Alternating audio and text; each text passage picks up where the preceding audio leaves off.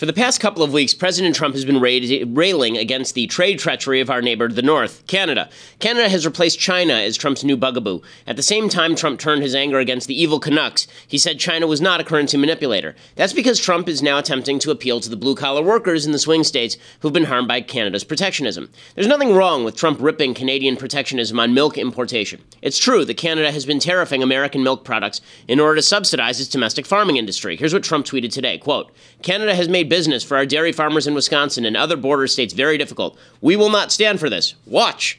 But it's Trump's solution that's sort of a problem. Instead of pressuring Canada to lower its tariffs on Wisconsin milk, Trump has decided to retaliate via tariffs of his own, with no sign that he's using those tariffs as leverage to tamp down protectionism from the Trudeau administration. On Monday night, Trump announced to conservative allies he would put a, quote, countervailing duty of somewhere between 3 and 24% on Canadian lumber. The United States buys nearly 80% of all Canadian softwood lumber exports. This means builders will pay the price for Trump's trade retaliation. As Cato Institute pointed out a decade and a half ago, quote, the resulting addition of $800 to $1,300 to the cost of a new home prices some 300,000 families out of the housing market. Workers in the major lumber-using sectors outnumber logging and sawmill workers by better than 25 to 1. But this tariff does pay off domestic loggers who are celebrating along with their Democratic representatives. Senator Ron Wyden is a radical leftist, and he called the move a, quote, message that help is on the way.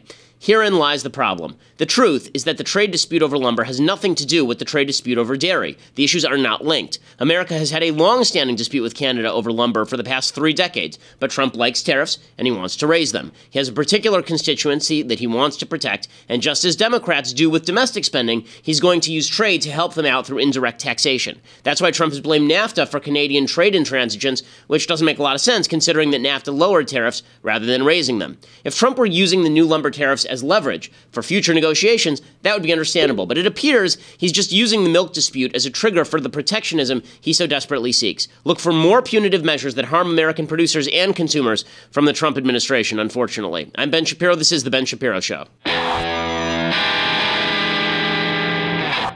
So, tons of breaking news this morning. We're going to get to the latest on Mike Flynn. It now appears that Mike Flynn may have broken the law, and the White House is sort of stonewalling for him, which is really not good. Meanwhile, we'll talk about the government shutdown, which this is not just Trump's fault. Republicans do not know how to handle government shutdowns, and we're going to talk about what they actually should be doing on all of this. Plus, I want to talk about a poll that is really disturbing to me. But first, we are going to say thank you to our advertisers over at Boll & Branch. So, I've spoken about the wonders of Boll & Branch for months now on the program, and I mean every word I say. I am not a good sleeper. I sleep really poorly. I sleep really lightly. It got to the point where after I got these Boll & Branch sheets, Boll & Branch makes the greatest sheets in the business. They organic cotton, really comfortable. They really breathe. Now that I've slept on these Boll & Branch sheets, I literally cannot sleep on any other sheets. They have ruined other sheets for me because the sheets are such quality. It's bollandbranch.com, promo code Ben. You get $50 off your first set of sheets plus free shipping. The sheets are like $200 for a set of sheets, which if you're talking about really, really high quality sheets, actually is not a lot of money. Plus, remember, you're sleeping on them every single night. So they are super duper comfortable. As I say, they breathe. They're like half the price of expensive retail markup, and you get twice the quality of the stuff that you're going to get at your local retailer because they just are the best. You can try them for 30 nights, see for yourself if you don't like them. You can send them back for a full refund. Everybody who tries them likes them. That's why 3 ex-presidents plus Bill Clinton's lovers sleep on Boll & Branch sheets. Boll & Branch is just, the company is great. The product is fantastic. If you go to bollandbranch.com today, you get $50 off your first set of sheets plus free shipping when you use that promo code Ben, B-O-L-L, and branch.com, promo code Ben. As I say frequently, it's one of those things that will make you feel rich even if you are not, because sleeping on a luxurious set of sheets is really top-notch, and as I say, it's so good that I can't sleep on other sheets now. We bought a bunch of sets on our own initiative because we can't sleep on any other sheets. Boll & Branch, the best in the business. Okay. So, a lot to talk about today. I want to start off with this poll from Pew Research that is deeply troubling to me and should be troubling to all conservatives. That is, this poll shows that more Americans now want bigger government with more services now that Trump is president. So if that seems counterintuitive, it shouldn't be. The fact is that Trump did not campaign on the basis of small government. He campaigned on cutting some regulations. He campaigned on the basis of cutting waste, fraud, and abuse. But when it came to funding of programs, it's hard to find a program that he wanted defunded other than the EPA and foreign aid. Every other program he wanted to increase funding. Veterans Affairs he wanted to increase funding. Military spending he wanted to increase funding. On the entitlement programs he wanted to increase funding. He wanted to increase funding on health care because he said that nobody should be left out on the street and all the rest of it. Trump is not a small government guy. The era of small government, according to Republicans, apparently is over. So the poll shows that Americans now want more spending on programs ranging from veterans benefits and services to infrastructure, from Medicare to health care, from defense to environmental protection, from Social Security to assistance to the needy. All of them, Americans now want more government than they did back in February 2013 when Barack Obama had just been reelected and was starting his second term. So, for example, veterans benefits and services, 53% of Americans wanted more funding for that in February 2013. Today, that is 75%. Let's take one that lefties like. Let's take assistance to the needy in the United States. Listen, we all like assistance to the needy. I want it to be done through private organizations. The left wants it done through government. Only 21% of Americans in February 2013 thought that the government should provide more assistance to the needy. Today, that number is 29%. So it's risen by 8% since Donald Trump has taken office. Government assistance to the unemployed, it's up 5% from 24 to 29. Sorry, assistance to the needy in the world is from 21 to 29. Assistance to the needy in the United States is up from 27% to 45%, an 18-point jump from the Obama era. So what's happening here? Well, what's happening here is obviously, unfortunately, it now appears that a lot of the small government rhetoric of a lot of people on the right was just reactionary tribalism directed at Barack Obama. As soon as they got one of their own in, then all of a sudden all the small government rhetoric went completely out the window because we like Trump, but we didn't like Obama, so it was bad when Obama spent, but it's good when Trump spends. This is stupidity. It's just silliness. And you can see that a lot of this shift is coming from Republicans, not from Democrats. In 2013, only 28% of Republicans wanted increased spending on roads and infrastructure. 21% wanted less spending on those things. Today, 55% of Republicans want increased spending on infrastructure. That is due to Donald Trump, and it's also due to the fact that Republicans have bought into, I think all Americans, unfortunately, have now bought into the idea that the government can fix your problems. The government cannot fix your problems. And you are seeing this from mainstream Republicans. You've seen it for years from mainstream Republicans. Today, the obvious example comes from John Kasich. So John Kasich is the governor of Ohio, who I could not stand in the primaries. As you remember, every time John Kasich spoke during the primaries, I said, "Oh, God, no, please, God, not John Kasich."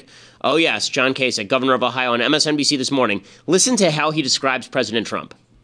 My wife says, "You're the father of Ohio. Why don't you act like it?" It's in the book. Oh, that's and great. And I changed. And, you know, when you're running a big job like that, you have to not only use your head, but your heart, and they have to work together. And what he needs to know is he's the father of America, and that carries a heavy responsibility. He's tweeting less because he's in less than 100 days. I mean, give the guy a chance, is my view. And you know, there's nobody that has been. Look, I didn't endorse him. I didn't go to the convention. I want him to be successful. I'm going to give him a chance. Well, okay, to paraphrase Triumph, the comic insult dog, I poop on this. Okay, the idea that John Kasich is the father of Ohio, Donald Trump is the father of America. I'm old enough to remember when Chris Rock said about Barack Obama that he was like the country's dad. And Republicans and conservatives said, "Are you out of your mind? He's not like my dad. I don't need Obama as my dad. I have a dad. My dad's great. Okay, I don't need Barack Obama or Donald Trump or John Kasich to be my dad because government is not my parent. Government is there to do a job to defend and protect my rights, but it is not there to be my mommy or my daddy." But now you have Republicans, including John Kasich, and I think to a certain extent Trump, buying into this generalized idea, only I can solve. Okay, only you can solve. Let's be real about this. Trump cannot solve your problems. Only you in a free country can solve your problems. John Kasich cannot solve your problems. Only you in a free country can solve your problems. And this idiotic notion that government is supposed to sit over us and fix all of our problems is really a Democrat left notion. This idea that Trump can do it with tariffs, this idea that Trump is going to change the economics and the working of economics to protect his specific group of people, it is no better than Democrats using direct taxation to redistribute wealth, to use indirect taxation to redistribute wealth.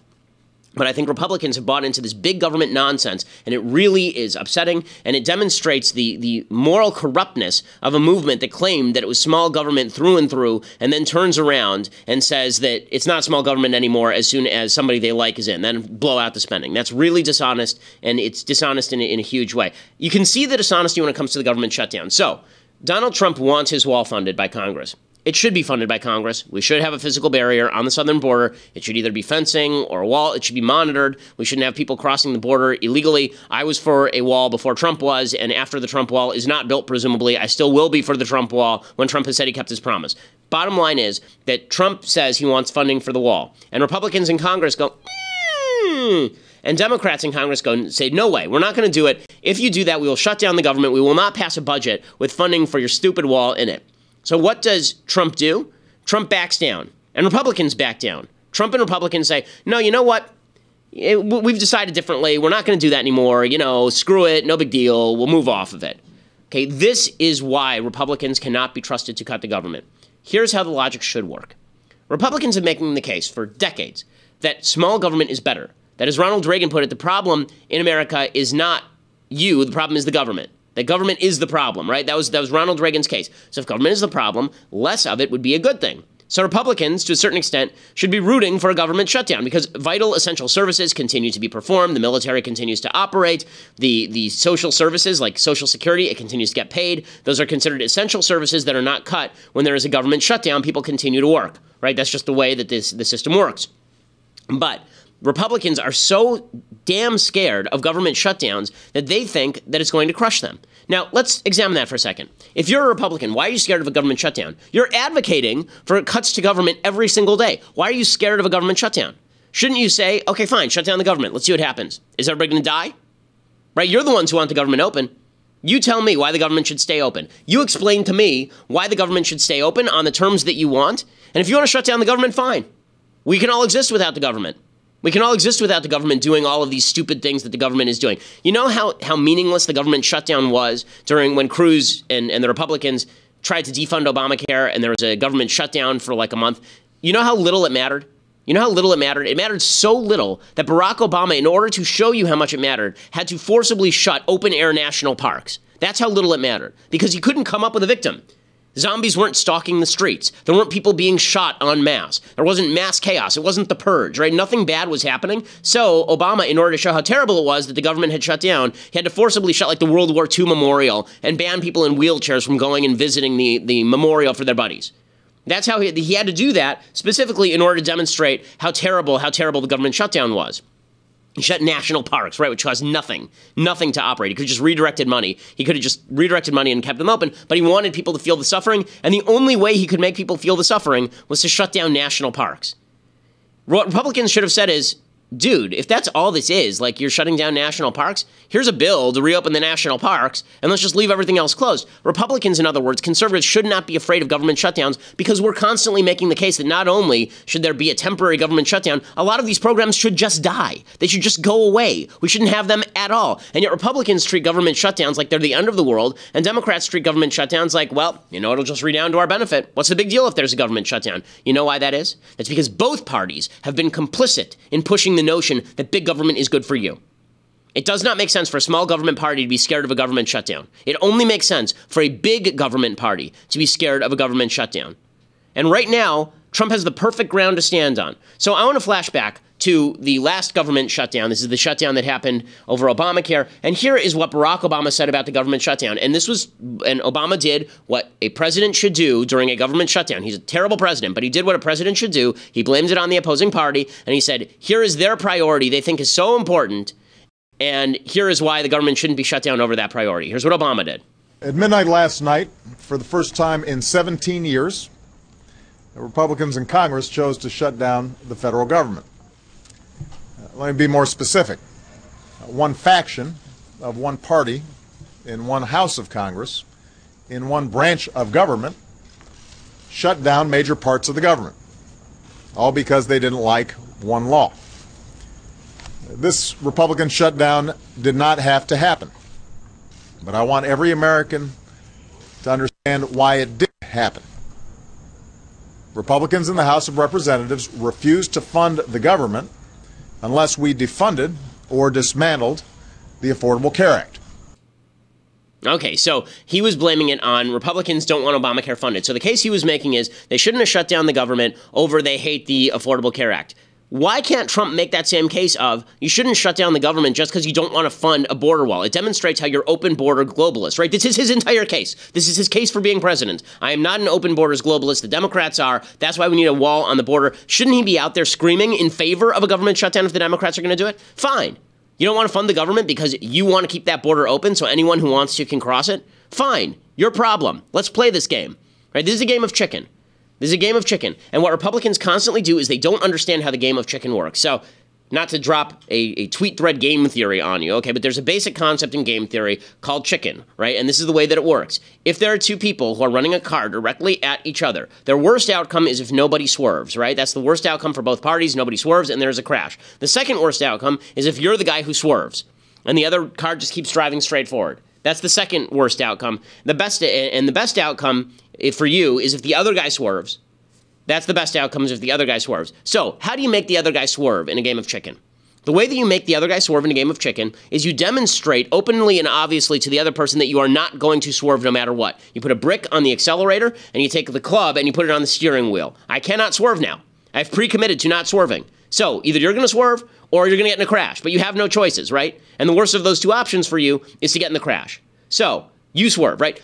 Instead, what Republicans do is they pre-swerve. They say, we're not going to shut down the government. They always say that. They always say, we're not going to shut down the government. Under no circumstances are we going to shut down the government. You idiots. If you want to lose the standoff that is the government shutdown, continue to be this stupid.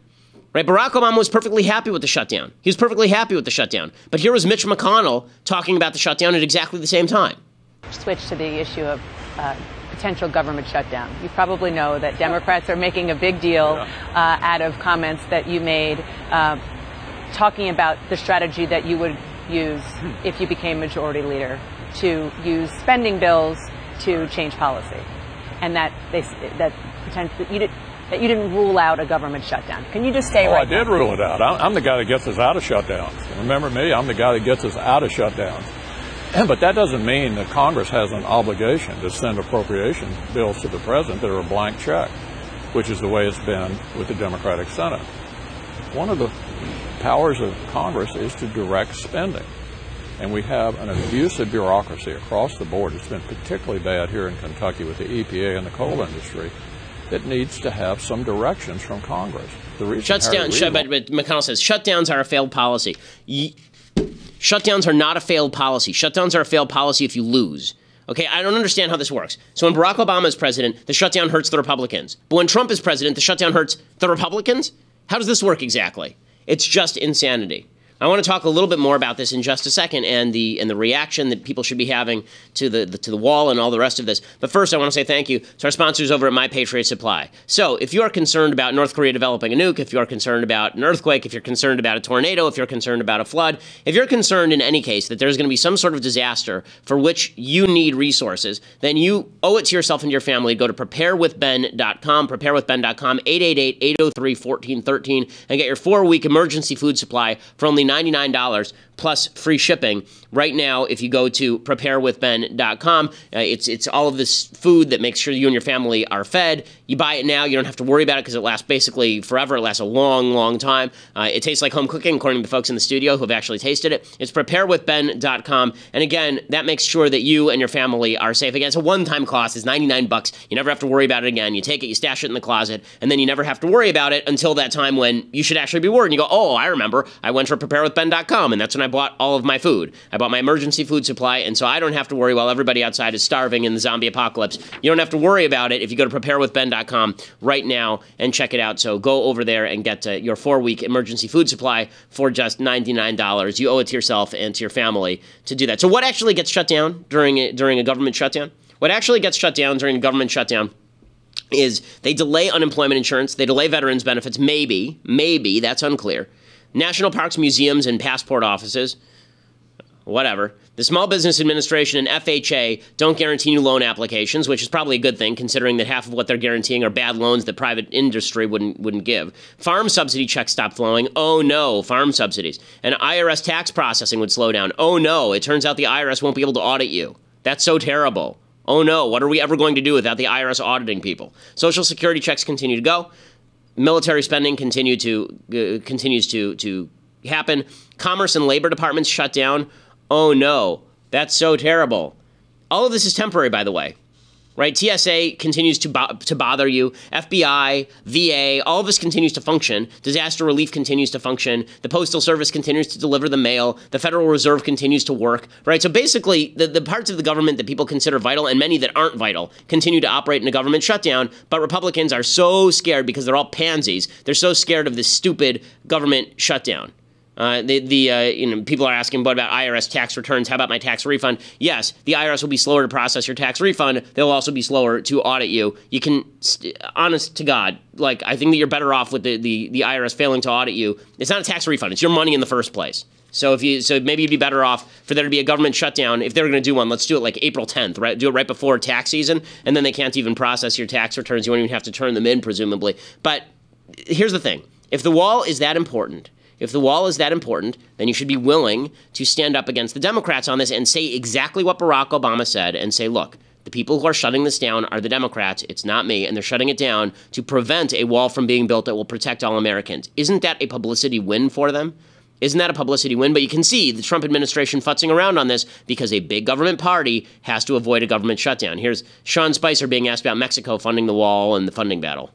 That in order to get the ball rolling on border security and the wall, that he was going to have to use the current appropriations process, but he would make sure that that promise would be kept as far as the payment of it. I think if you're coming in from our southern border, he has taken a lot of steps so far that has deterred border crossing. But this is a permanent step that will extend beyond his presidency. 8 years from now, the next president will have that wall in place to make sure that it doesn't continue. Okay, so he says that he is going to get built, and sure, Mexico will eventually pay for it. You should be angry with Trump if Trump is not willing to go to the mat on this thing. You should be angry with him. And I understand he doesn't want the bad headlines on day 100 or whatever, but who cares? Show some backbone here. Show some backbone. This was your key issue. Show some backbone. Charles Krauthammer, I think, mimics the talk of Democrats when he says that Democrats have the advantage. Here was his take on this, and I think this is totally wrong. People accept the barrier idea. But if you look at the polling on the wall, I think the Democrats have the advantage. I don't particularly understand why anybody would object to a barrier of any sort at the border, even if it's marginally effective.